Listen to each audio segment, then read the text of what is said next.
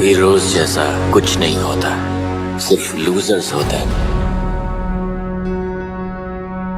यहां तक पहुंचना मुश्किल था। शक्ति से दुनिया झुकती है, इसे हासिल कर लो। तुम्हें मारा नहीं, बचाया गया है।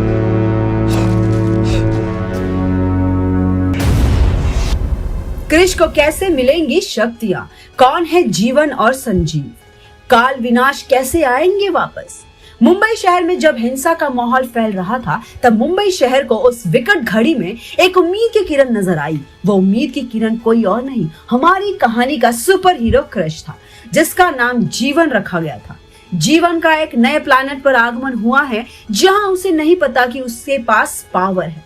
20 दिन पहले जीवन त्रिवेदी एक ब्राह्मण परिवार से है। वो पटना के पास एक छोटे से गांव का रहने वाला है। जीवन की माँ का नाम कमला देवी और उसके पिता का नाम वेद प्रकाश है। पिता की शक्ल हूबहू बेटे से मिलती हुई है। उनके परिवार में सिर्फ 3 ही लोग हैं। उसके गांव में उसकी आर्थिक स्थिति अच्छी नहीं थी, इसलिए वो काम करने के लिए मुंबई शहर आया था। मुंबई में जीवन के मामा रहते थे, वो उन्हीं के पास आया था। उसके मामा ने आने के एक दिन बाद ही अपनी कपड़े की दुकान पर नौकरी पर उसे रख लिया था।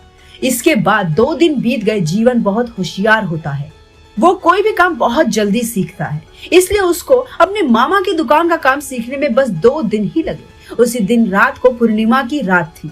जीवन चांद की रोशनी में छत पर लेटा हुआ तारों को देख रहा होता है कि तभी उसको किसी के चिल्लाने की आवाज आती है। जीवन वहां पर पहुंच जाता है जहां से आवाज आई थी। वो देखता है कि एक बूढ़ा आदमी जमीन पर गिरा हुआ था और 4-5 काले रंग के कपड़े पहने हुए आदमी उसको मार रहे थे। तभी जीवन वहां पर आ जाता है और उन सभी को बहुत पीटता है। वो अपने गांव में पहलवानी का विजेता भी था। उसके जाने के बाद वो बूढ़ा आदमी उसको एक बैग देता है और कहता है कि इसका ख्याल रखना। वो बूढ़ा आदमी फिल्म ब्रह्मास्त्र से शाहरुख खान होगा, जिनका कैमियो क्रिश 4 में दिख सकता है। ये कैमियो मुश्किल से 5 मिनट का होगा, लेकिन काफी अहम होगा। फिर वो वहीं पर अपने प्राण त्याग देता है, क्योंकि जीवन के पहुंचने से पहले वो सभी उस बूढ़े आदमी को बहुत मारते हैं। कुछ देर बाद कुछ लोग वहां पर आते हैं और उस बूढ़े आदमी को मरा हुआ देखकर बहुत उदास हो जाते हैं। वो जीवन के हाथ में वो बैग देखते हैं और कहते हैं कि ये तुम्हारे पास कैसे आया?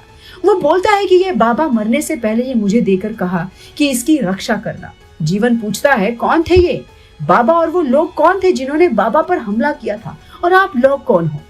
मुझे क्या कोई बताएगा? तब उसमें से एक बोलता है, जिसका नाम संजीव होता है। संजीव हूबहू जीवन की तरह दिखता है। जीवन संजीव को देखकर चौंक जाता है। तब संजीव बोलता है, हमारी शक्ल जैसे अभी 5 और शख्स इस प्लैनेट पर हैं। संजीव कहता है कि हम सब अच्छाई के रक्षक हैं और हमारी संस्था का नाम है प्रलय। हमारा काम है बुराई को रोककर अच्छाई को स्थापित करना। ये बाबा भी हमारे ही साथी थे। उनके पास एक ऐसी शक्ति का स्रोत है जिससे कोई आम आदमी भी असीमित शक्तियों का मालिक बन सकता है, लेकिन उन शक्तियों का इस्तेमाल वही कर सकता है जिनको वो शक्तियां खुद चुनेगी। और रही बात उन लोगों की, वो लोग बुराई के बाशिंदे थे। उनका काम यहाँ पर बुराई को फैलाने का है। उन लोगों का मुखिया भी उस शक्ति के पीछे है, जिसका नाम काल विनाश है। ये दोनों जुड़वा भाई है, जिसमें आपको विवेक और बुराई फिर से दिखेंगे। इसलिए उस शक्ति को बुराई से बचाने के लिए बाबा ने अपनी जान दे दी। बाबा ने बैग जिसमें वो शक्ति का स्रोत है तुमको दिया है। इसका मतलब तुम ही उसके हकदार हो। अब वो जीवन को अपने साथ अपने हेडक्वार्टर्स पर ले जाते हैं। उस जगह पर सब कुछ बहुत ही हाईटेक और एडवांस था। अब संजीव कहता है कि तुम इस बैग को खोलो। वो उस बैग को खोलता है। उस बैग के अंदर से उसको एक चमकता हुआ दिखाई देता है। इस बैग में मौजूद कॉस्ट्यूम कोई आम कॉस्ट्यूम नहीं था। ये कॉस्ट्यूम ब्लू और रेड कलर का था, जिस पर कुछ गोल्डन कलर के स्टार भी लगे थे। उस लाल मणि में से तेज रोशनी निकल रही थी। जीवन का चेहरा भी मास्क से पूरा ढक गया था। जीवन को अपने शरीर में बहुत शक्ति महसूस हो रही थी। जीवन को मालूम नहीं था कि उस कॉस्ट्यूम में कौन सी शक्ति है और इसका इस्तेमाल कैसे किया जाता है। तभी वहां पर जोर जोर से एक अलार्म की आवाज आने लगी। अलार्म की आवाज सुनकर संजीव ने जीवन को कहा कि बुराई के बाशिंदों ने फिर से कहीं पर उत्पात मचाया है और वो बेगुनाह लोगों पर अत्याचार कर रहे हैं। संजीव ने जीवन को कहा कि अब हमको उन बेगुनाह लोगों की मदद करने के लिए जाना होगा, तुम यहीं पर रहो, हम अभी आते हैं। जीवन ने कहा कि मैं भी लोगों की मदद करना चाहता हूँ, मैं भी आपके साथ चलूंगा और अब तो मेरे पास आपकी दी हुई शक्ति भी है। उस बैग के अंदर से उसको कुछ चमकता हुआ दिखाई देता है, वो उसको बाहर निकालता है। वो एक बेल्ट था जिस पर एक लाल रंग की दिव्य मणि लगी हुई थी। संजीव कहता है कि इसको पहनो, तो जीवन उसको पहन लेता है। संजीव कहता है कि अब तुम इस बेल्ट पर लगा वो हरा बटन दबाओ। जीवन वैसा ही करता है। जैसे ही वो बटन दबाता है वैसे ही उस बेल्ट के अंदर से बहुत सारे नैनो पार्टिकल्स निकलते हैं और एक कॉस्ट्यूम के रूप में जीवन के पूरे शरीर को ढक देते हैं। संजीव ने कहा कि तुम्हारे पास ये शक्ति तो है, पर तुम इसका इस्तेमाल करना नहीं जानते। पहले तुमको इसका इस्तेमाल करना सीखना होगा, उसके बाद ही तुम हमारे साथ जा सकते हो। जीवन फिर कुछ नहीं बोला और वहीं रुक गया। संजीव और उसके साथ ही वहां से चले गए। जीवन ने वहीं पर बैठकर ध्यान लगाना शुरू कर दिया। संजीव जहां गया था वहां पर बहुत सारे बुराई के बाशिंदे थे और वो लोगों को प्रताड़ित कर रहे थे। फिर जीवन और उसके साथियों ने उन पर हमला कर दिया। संजीव के पास भी कुछ शक्तियां थी जिनकी मदद से वो उन बुराई के बाशिंदों को हरा पा रहा था, लेकिन उनके साथ बुराई का एक बड़ा सिपाही जिसका नाम कपूरा था वो भी आया था। उसके पास एक शीशा था, जो भी उस शीशे में देखता था वो उस शीशे में कैद हो जाता था। उसने अच्छाई के कई रखवालों को उस शीशे में कैद कर लिया था। संजीव भी उसको रोकने के लिए जाने वाला था, तभी संजीव के साथ में उसका एक साथी था जिसका नाम मनु था। उसने संजीव को कहा कि मैंने कपूरा का दिमाग पढ़ा है, जो भी उस शीशे को देखेगा वो उसमें कैद हो जाएगा, इसलिए उस शीशे को मत देखना। संजीव ने पूछा कि उसको कैसे रोके। मनु उसको बताने वाला ही होता है कि तभी कपूरा उनके सामने आ जाता है और वो संजीव को उस आईने में कैद कर देता है। मनु वहां से थोड़ा दूर जाकर छुप जाता है। कुछ देर के बाद कपूरा सारे अच्छाई के रखवालों को अपने शीशे में कैद कर लेता है। मनु वहीं पर छुपकर सब देखता होता है।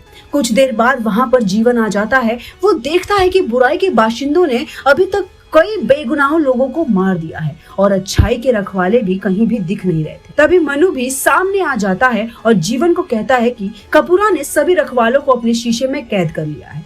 जो भी उसके शीशे में देखता है वो उसमें कैद हो जाता है। संजीव भी उसी में कैद है। जीवन उसको कहता है कि क्या उन सबको बाहर निकाल सकते हैं, उसका कोई रास्ता है? तब मनु ने कहा कि हाँ, उनको एक ही तरीके से बाहर निकाला जा सकता है और अगर हम उसका वो शीशा तोड़ दे तो सब अपने आप बाहर आ जाएंगे। लेकिन उसको तोड़ना भी आसान नहीं है। वो शीशा एक ऐसे तत्व से बना है जिसको तोड़ने के लिए उस पर बहुत ही फोर्स से वार करना होगा। ये सुनकर जीवन बहुत तेजी से आता है और अपने मन की आंखों से उस पर वार करता है। उस शीशे के टूटने से सभी अच्छाई के रखवाले आजाद हो गए और कपूरा भी नष्ट हो गया। कपूरा के मरते ही सभी बुराई के बाशिंदे वहां से भाग गए। संजीव ने कहा, जीवन तुमने अपनी शक्तियों का इस्तेमाल करना कैसे सीखा? जीवन ने कहा कि मैंने योग क्रिया के द्वारा अपनी शक्तियों का इस्तेमाल करना सीखा।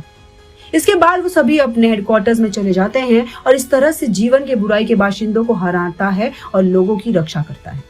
आज 20 दिन बाद भी वो लोगों की मदद करता है। कैसे आया होगा ये बैग जीवन उर्फ कृष के पास? जीवन को कैसे एहसास होगा कि वही अब धरती का कृष है? जानने के लिए देखते रहिए आने वाली वीडियो। हम फिर मिलेंगे एक नई वीडियो के साथ, तब तक खुश रहे और सेफ।